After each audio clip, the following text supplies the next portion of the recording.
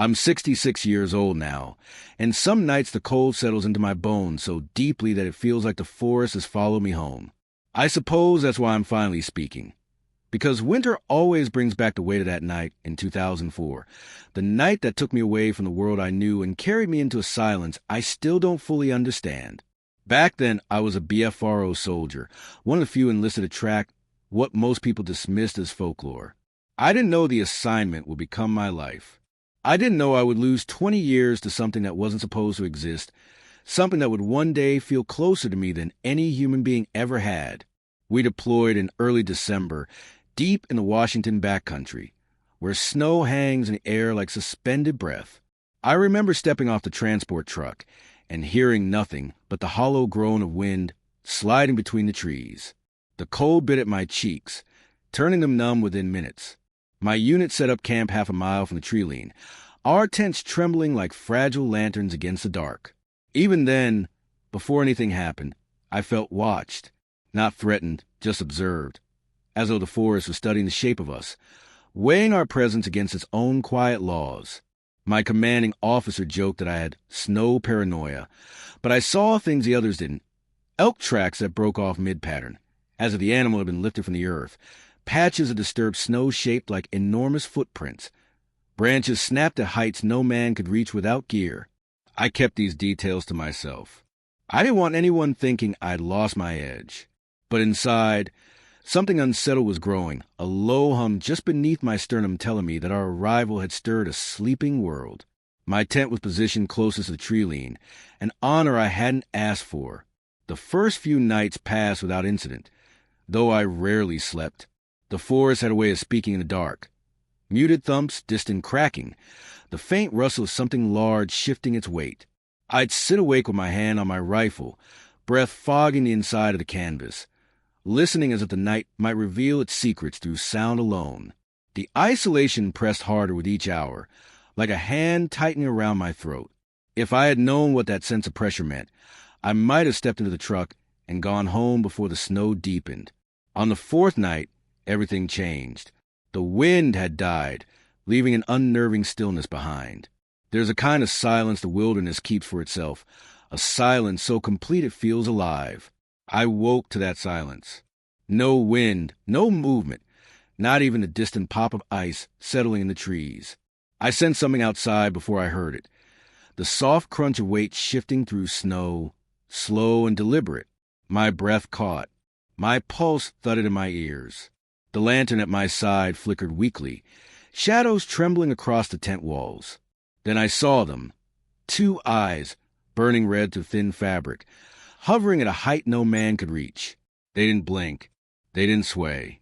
They simply watched, unbroken and patient, as though waiting for me to make sense of what I was seeing. Fear froze me in place. I couldn't speak. I couldn't even reach for my weapon. Those eyes felt ancient, filled with something I couldn't name. Intelligence, warning, maybe even sorrow. Minutes passed like hours. My mind raced through every survival protocol I'd ever learned, but none of them prepared me for a creature that only stared.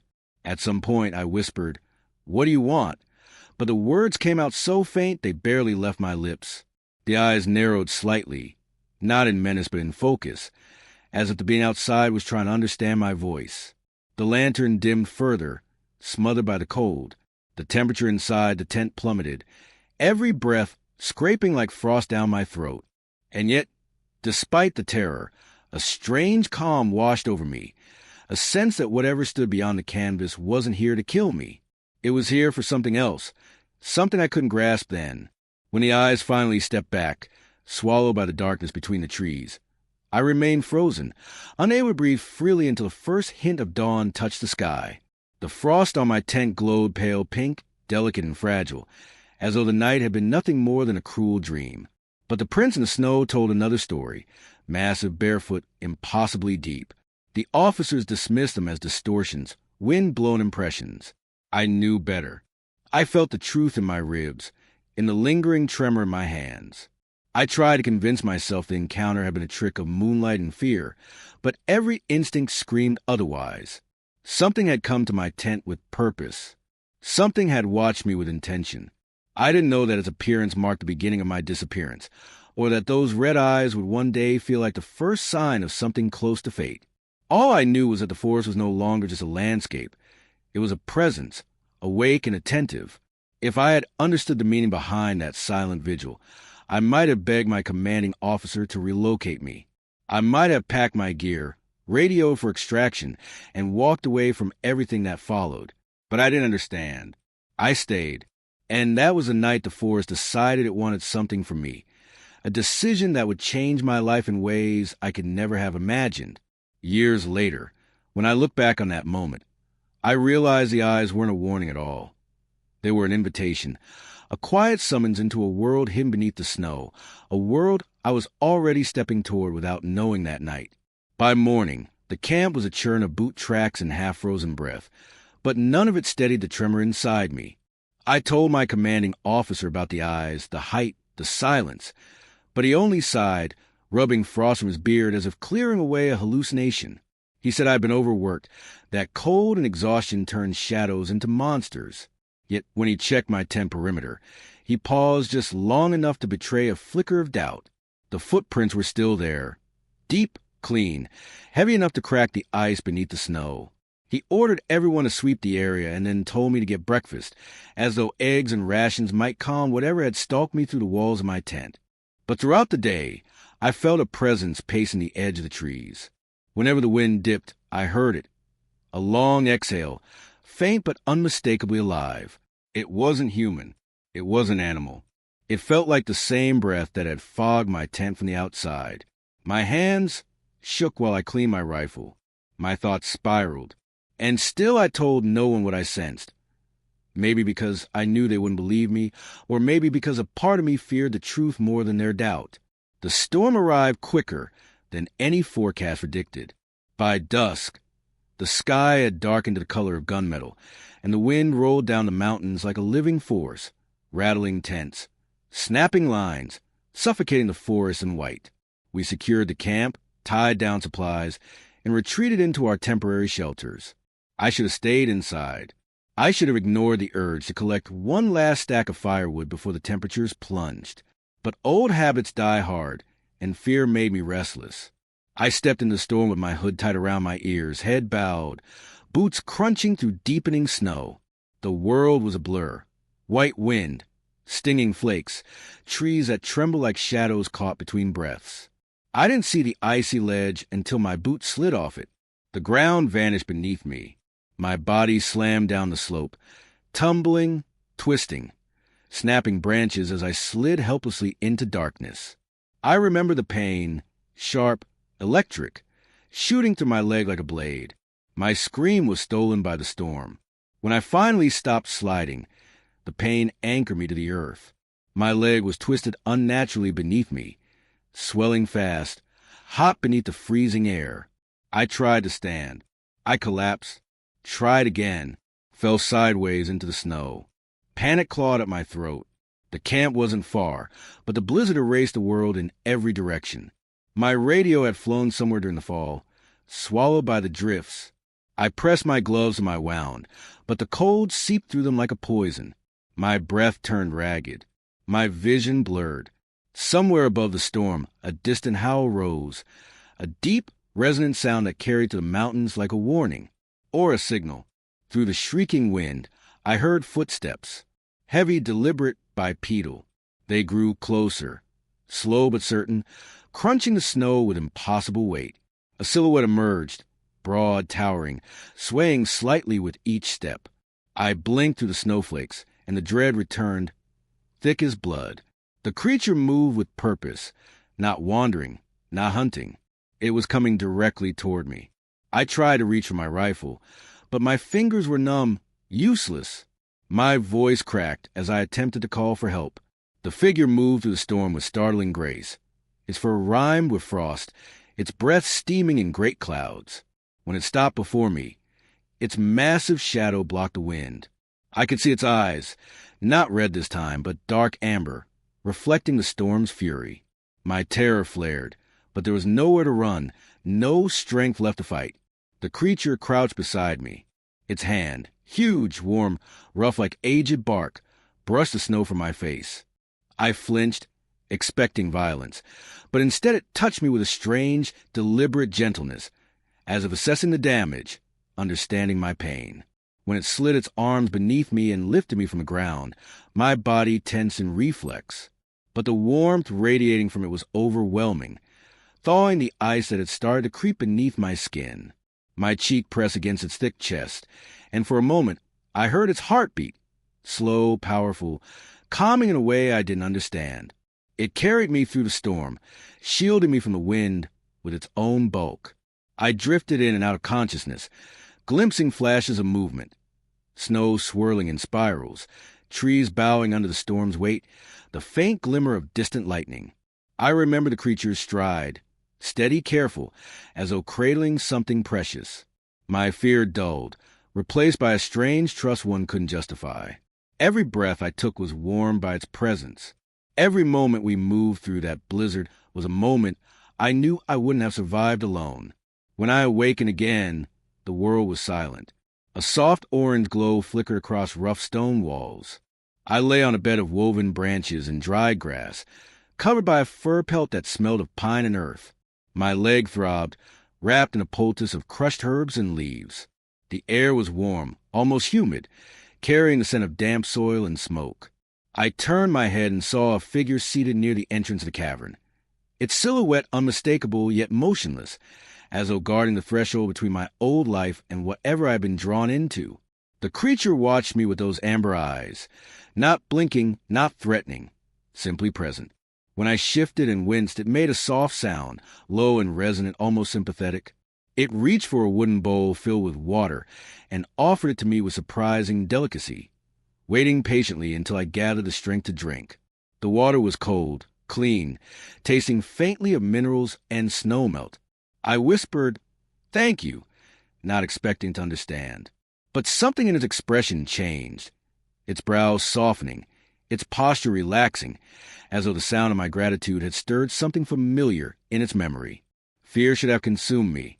I had been taken, removed from my team, my world, my safety, but as the creature settled near me, watching over me like a silent sentinel, I felt an entirely different emotion rising beneath the fear, a sense of being protected, chosen even.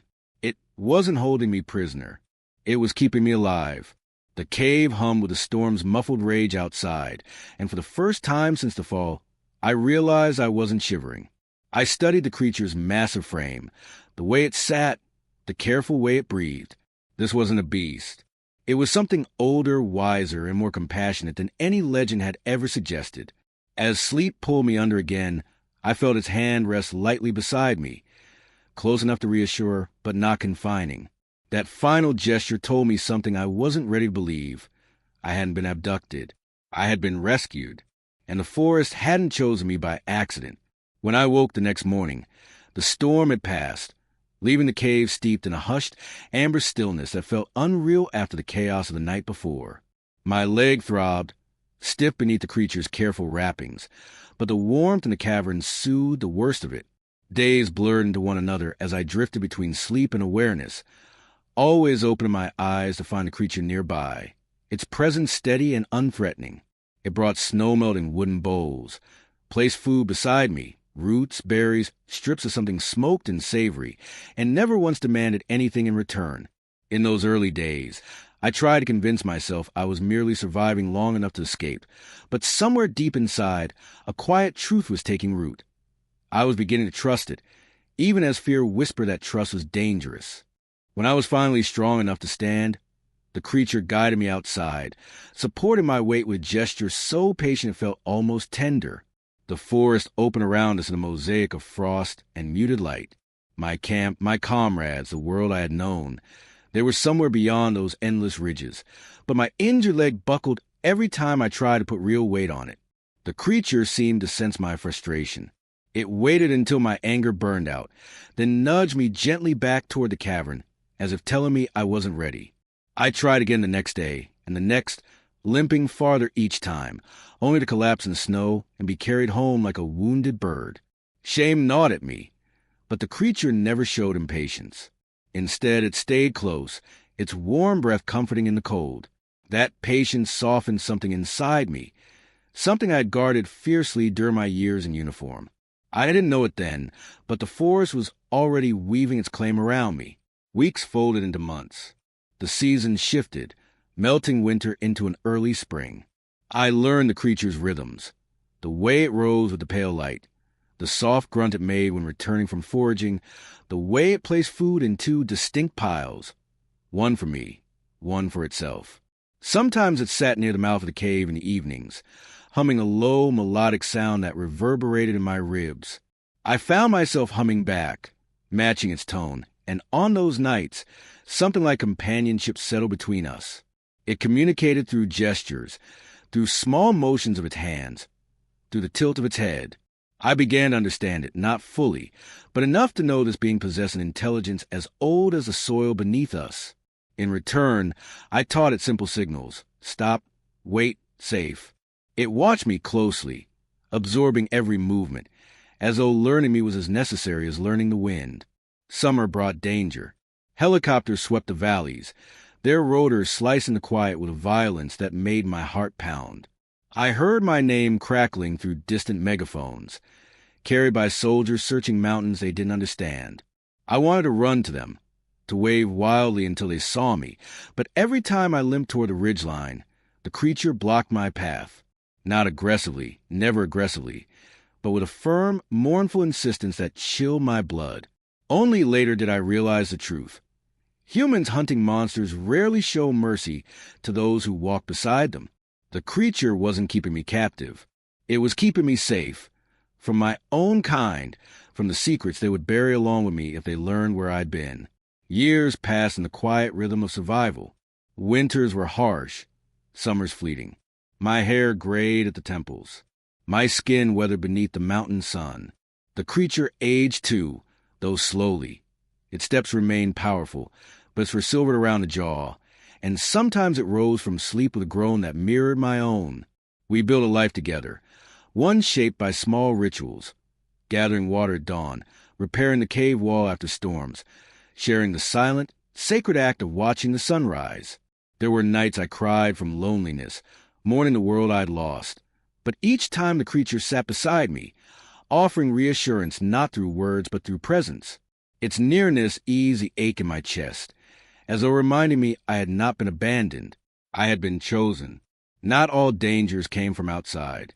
One winter, a sickness crawled into my lungs, burning me with fever and choking me with a cough that stole my breath. I drifted in and out of delirium, trembling beneath blankets of woven branches and fur. The creature stayed beside me every moment, cooling my forehead with snow, bringing water in steady hands. It refused to sleep, watching over me as if the forest itself had charged it with my survival. I remember waking one night to find it curled around me, radiating warmth like a living hearth, humming a tone so low it vibrated in my bones. The sound anchored me when my mind slipped into fevered shadows. I don't know how close I came to dying, but I know I lived because it refused to let me go. By the 15th year, the mountains felt less like exile and more like a strange kind of home. My leg never healed perfectly.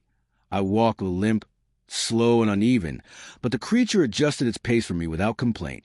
We moved together through the forest like two mismatched shadows, navigating hidden paths it revealed only when necessary. Sometimes it pointed out claw marks on trees, the scent of predators, the faint tremor of something dangerous moving beneath the underbrush. It protected me with unwavering vigilance. And I, in return, protected the secret of its existence with a loyalty I had never given another living soul. We were bound, not by blood nor by language, but by survival, two beings who had saved each other more times than either of us could count. But as the 20th winter crept in, I noticed a change. The creature tired easily. Its breath sounded heavier, as though each inhale carried the weight of years. It watched the ridgelines more often, listening to sounds I could not hear, its gaze distant, contemplative. One night, as we sat near the cave entrance, snow drifting like ash around us, it rested its hand over mine, a simple gesture, but one that held a depth I didn't yet understand. I studied its tired eyes, the soft tremor in its fingers, and a cold realization seeped into me. Time, which had once felt like a shared friend, had become our quiet enemy. I didn't know then that the forest was preparing to take something from me, something I never imagined surviving without. But the way the creature squeezed my hand that night, the way it held on just a moment longer, felt like a farewell whisper before the world was ready to speak it. The 20th winter announced itself long before the first snow fell. The air tasted different, metallic, thin, as though the mountains were drawing a deeper breath than usual. The creature felt it too. I saw it in the way it paused at the cave mouth, head tilted, listening to something distant and unseen. I saw it in the heaviness of its steps, the slow rise of its chest each morning, the way its fur had thinned around the shoulders. I had aged too, of course. 66 winters are not kind to human bones. But watching the creature weaken was like watching a mountain crumble, a truth too large for my heart to hold. Some nights, when the fire cast long shadows against the stone walls, I would glance over and see it asleep with its face turned toward me, as if reassuring itself that I was still there. Those moments were both comfort and warning, reminders that time was no longer a silent companion, but a stalking threat. The first storm of that winter came without mercy. Snow hammered the forest in thick sheets, and the wind wailed to the pines with a voice that felt almost human. We spent the first nights repairing the cave entrance, stacking stones and fallen branches to block the worst of the gusts. Each time the creature bent down to lift a boulder, a tremor passed through its arms. I pretended not to notice, though the sight carved deep lines of fear into me. When it finally settled beside the fire, breathing hard, I touched its hand and felt the heat of exertion burning beneath its skin. It let out a low sound, part sigh, part apology, and for the first time in 20 years, I felt the terrible truth settle between us.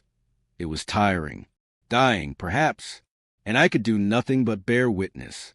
One morning, after a night of relentless storming, we found that a tree had fallen near the cave, a massive pine, its trunk snapped by the wind. I suggested we gather what we could from it, maybe use the branches to reinforce the walls. The creature nodded and walked with me into the whitened world, snow swallowing our footprints as quickly as they formed. The tree lay half buried, its needles frozen into crystals. As the creature stepped toward it, the weakened trunk shifted unexpectedly. A crack split the air. Before either of us could react, the heavy branches collapsed, pinning the creature's leg beneath a tangle of ice and broken wood. Its roar tore through the forest, raw and terrifying, but not in anger, only in pain. I scrambled through the snow, my breath erupting in frantic bursts as I clawed at the branches. My hands burned with cold. Every piece I lifted slipped back down, heavier than the last. The creature tried to push itself free, but the movement only drove the broken limb deeper into the snow. I shouted for it to stop, though I knew it didn't understand my words so much as the fear behind them. The wind carried our struggle into the trees, mocking me with its cold indifference.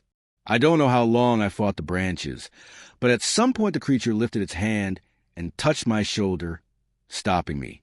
Its eyes, once fierce, always alert, had softened into something like acceptance. It pushed at me gently, urging me back, away from danger. I felt my throat close as I realized what it was doing. It wasn't trying to free itself anymore. It was trying to free me. The collapse had weakened surrounding branches, and each time I leaned over to pull one away, the fragile structure threatened to fall again. It knew the risk, and it was choosing to protect me even now, when it could barely breathe from the pain. "No!" I whispered, though the word felt useless against the storm. "I'm not leaving you." The creature let out a soft exhale and brushed back its hand along my cheek, a gesture it had only made once before, years ago when I had been at my sickest.